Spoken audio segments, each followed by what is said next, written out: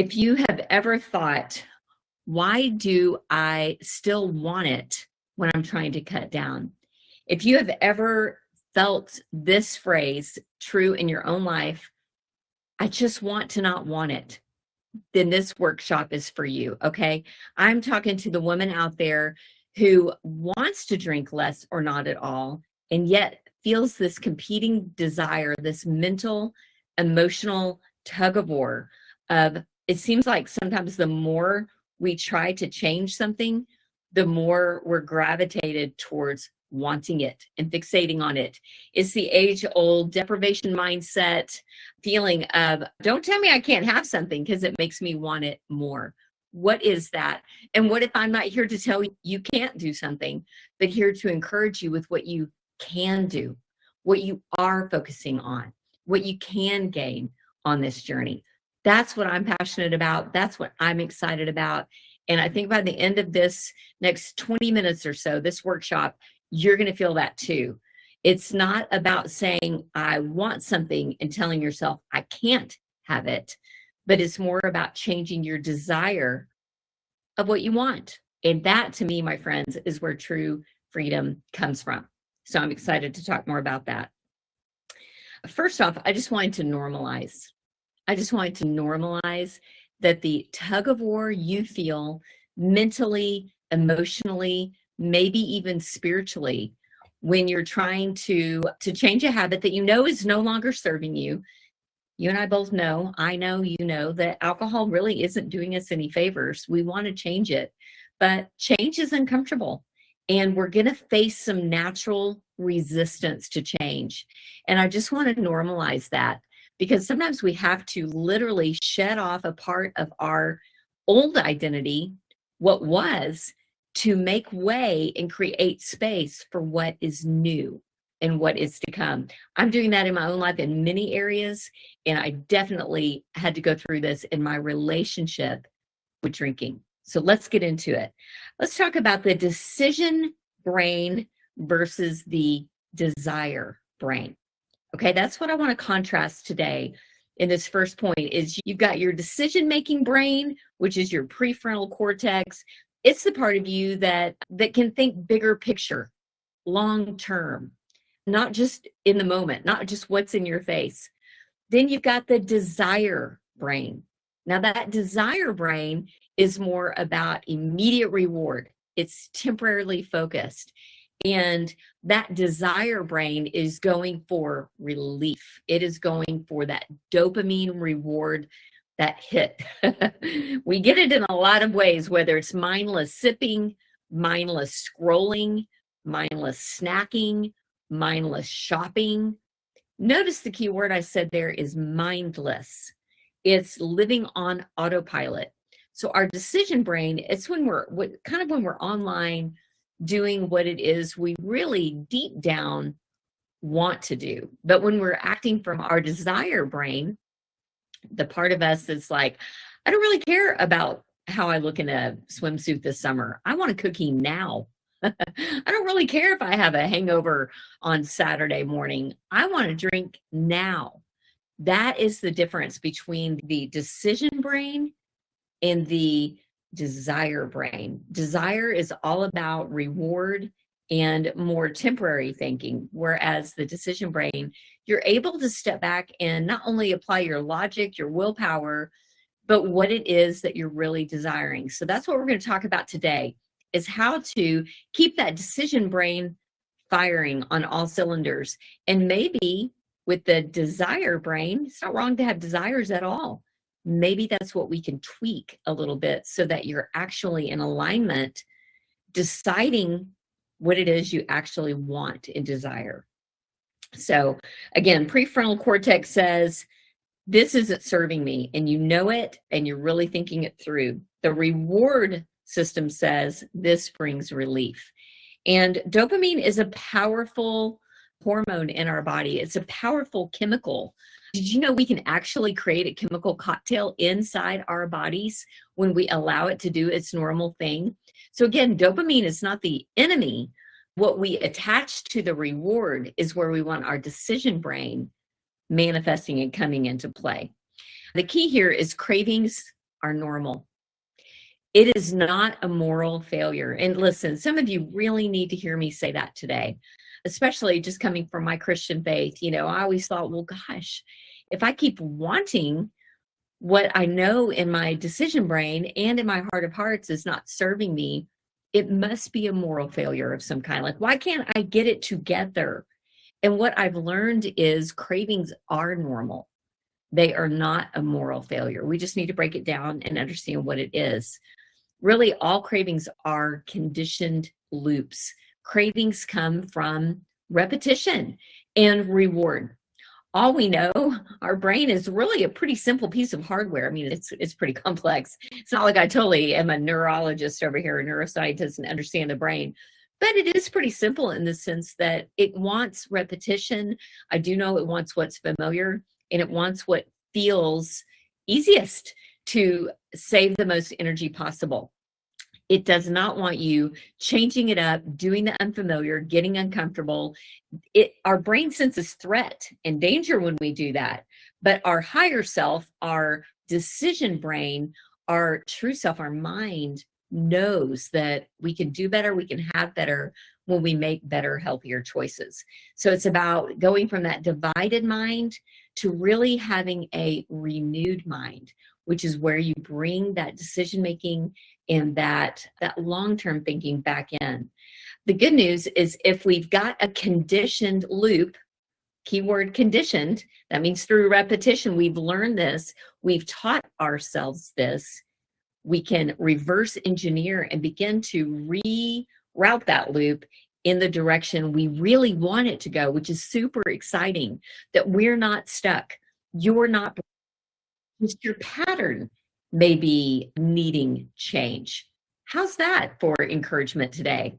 You're not broken, just your pattern may be, and that we can change. It's not even broken, it's just working in the way we've taught it to work, in the way we've rewarded ourselves with the feeling of wanting relief and then getting instantaneous relief. Hey, listen, it works. I'm not ever going to deny that having a drink works in the short term if you're looking to numb out, anesthetize, turn down, quote, the noise in your head. We've discussed this many times here in Sober Sis.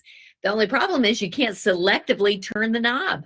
It turns everything down, including your decision brain, your resilience, your ability to feel joy if you're trying to turn down sadness or anger or loneliness. It turns down your sense of belonging and well-being as well. Turns it all down. And so let's talk about this. You're not broken. You're just patterned. This is how I would best describe the detox to retox loop. Okay. I don't even need to look at my notes because I lived it for so long, but I want you to hear the loop and then know that restriction without rewiring creates that deprivation mindset and actually causes the loop to repeat. So it starts like this. We wake up. We have good intentions. How many of you woke up with good intentions today? Put a comment below this video. Let me know if you woke up today with good intentions, like, I'm not going to drink tonight. You may have had other goals for your health and wellness as well. So you decide, I'm going to cut back, or I'm not going to drink tonight. And then you feel good. That's right. You feel good the next day. You really feel better throughout the night when you're not waking up at 3 a.m.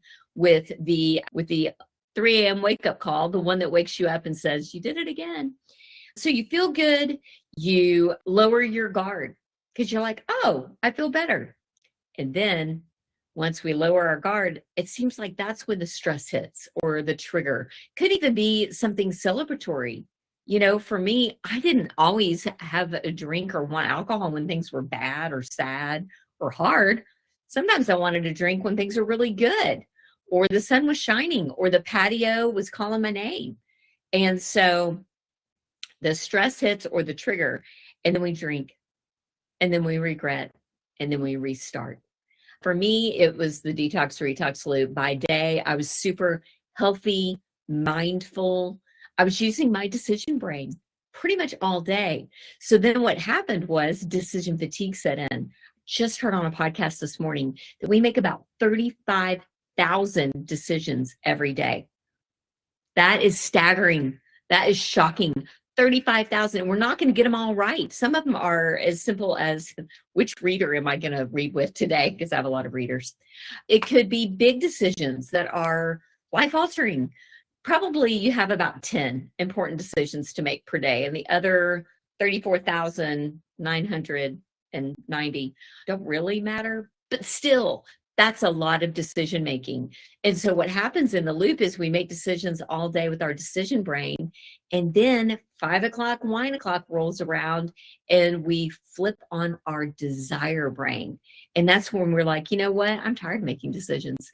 And that's why I go back to pre-deciding is so important. Pre-deciding, pre-planning, and the third P, playing the movie forward, is so critical because that desire brain is so strong. That's those cravings. And so the goal is not to resist them.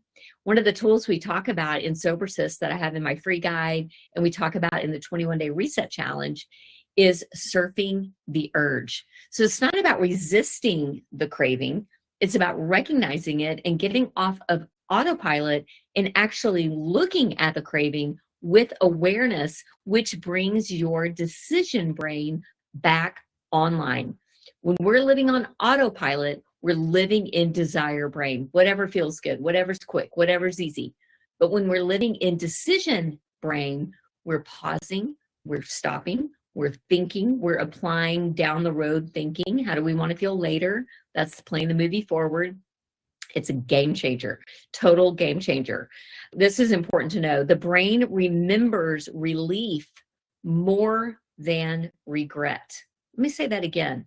The brain remembers relief. Remember, what fires together, wires together. That's just like a neuroscience mantra.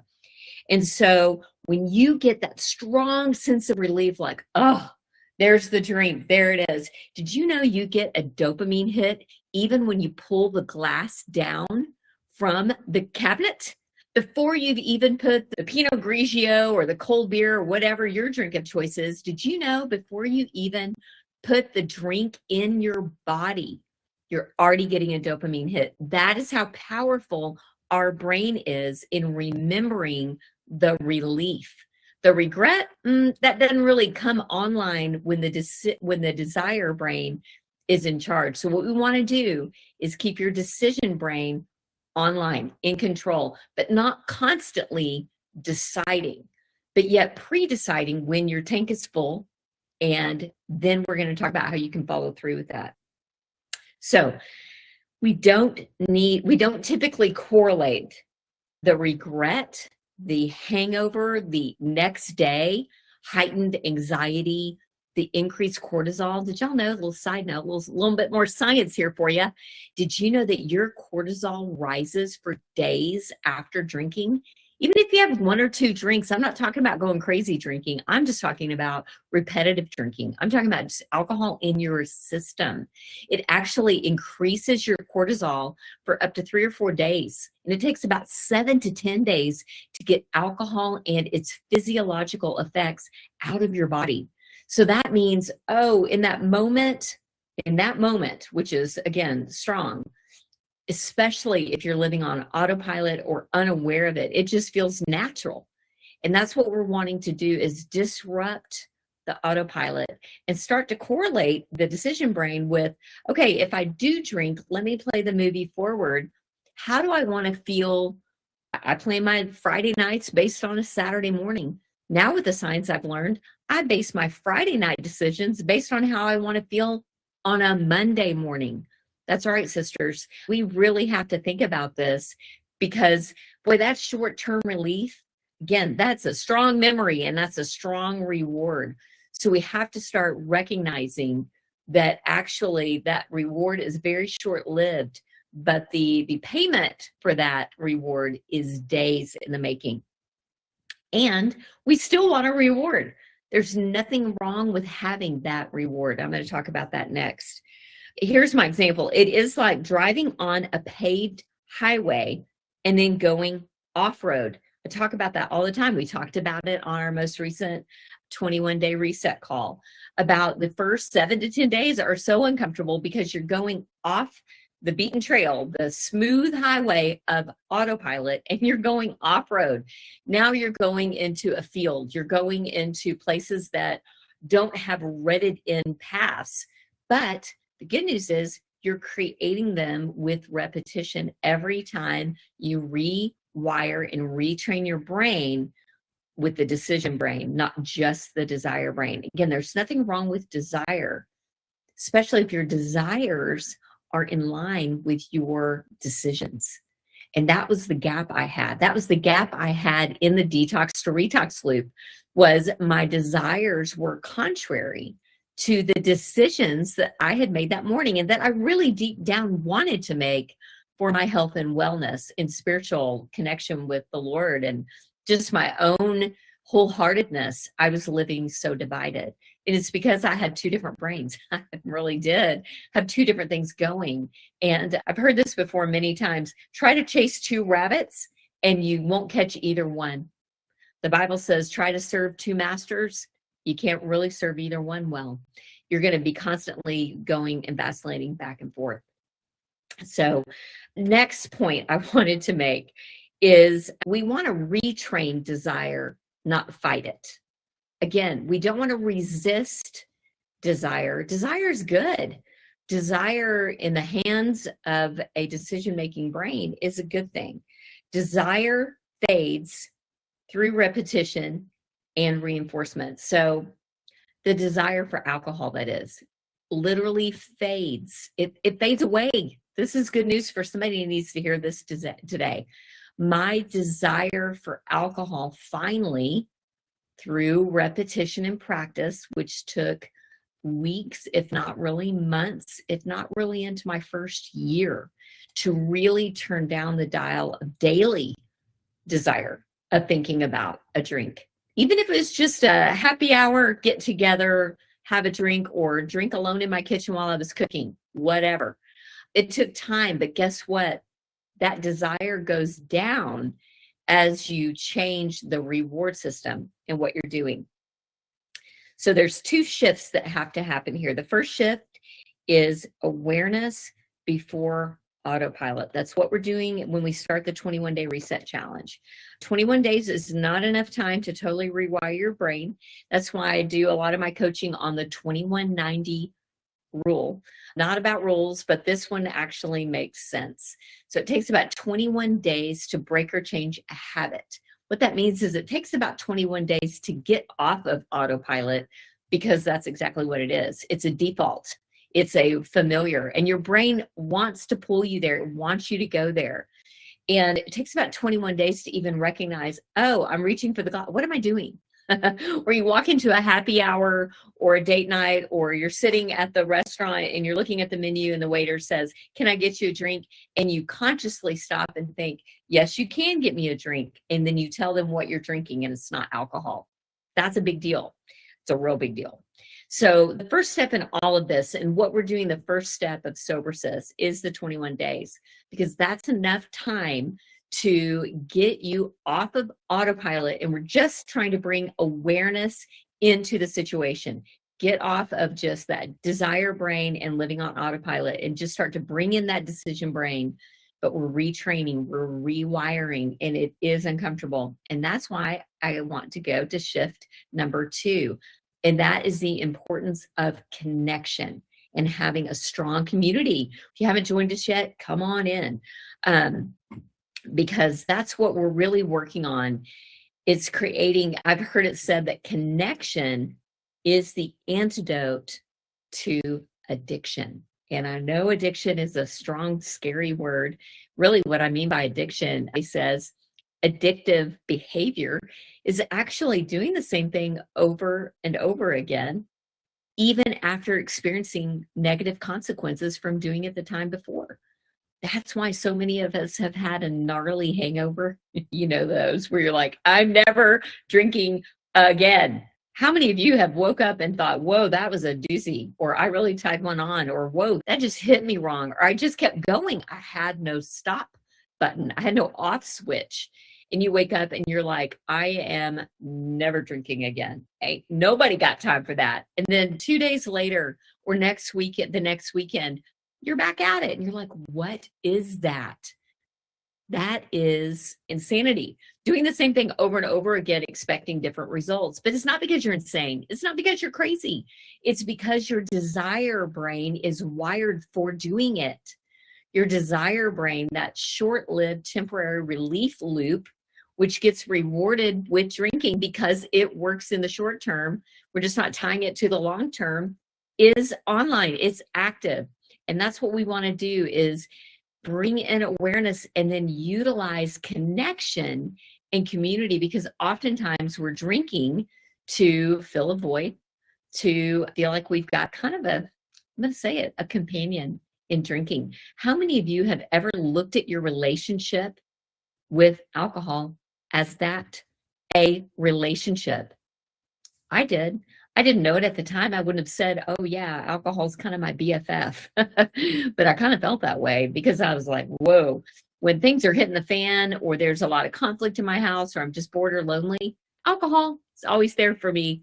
But it wasn't there for me.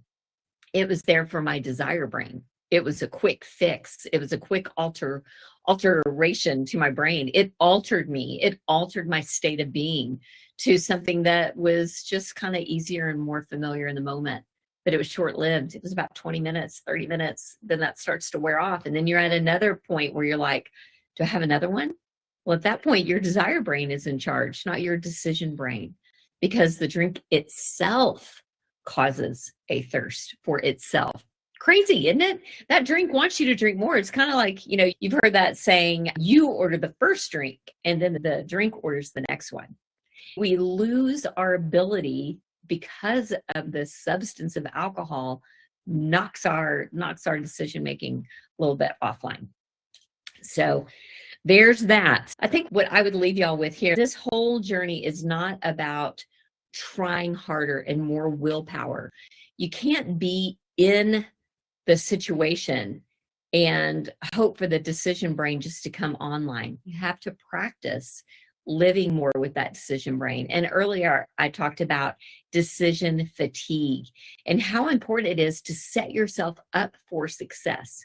So if it's 5 o'clock, wine o'clock, or you have a usual time that you start kind of gravitating towards the idea of drinking, and you start negotiating with yourself, those are your two brains, the two sides of you. And that's the mental tug of war. That's the most exhausting part. In fact, I say in my book, Look Alive Sis, which if you don't have a copy, I'd love to send you one. I say in my book, Look Alive Sis, I had more of a thinking problem than I did a drinking problem. And it's absolutely true.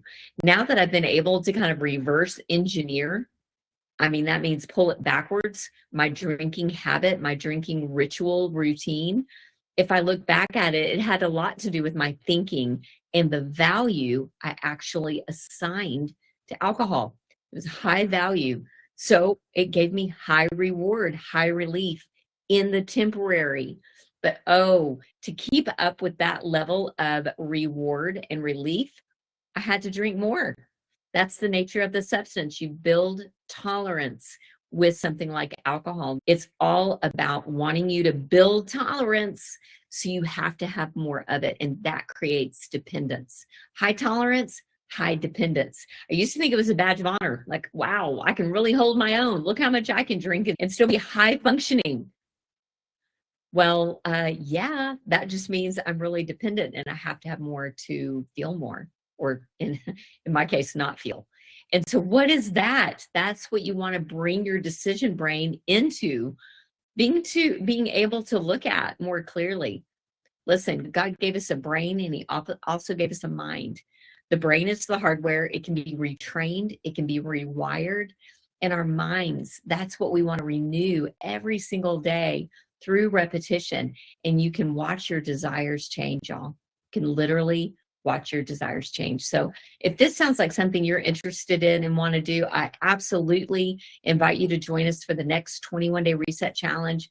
After that, I invite you to go on and give yourself time in the alcohol-free lifestyle course, which will give you that 90 days, because it's about 21 days to break or change a habit and get off of autopilot, and then more like 90 days to replace that neuro pathway rewire your brain. And then before you know it, you really have created a new lifestyle where your decision brain and your desire brain are actually aligned and in sync with each other. And you're no longer competing with opposing desires. Your desire aligns with your decisions that are best for you. And that, my friends, is freedom. And that's what I'm inviting you to. So check it out. Y'all have a great day. Thanks again for being here. Bye, y'all.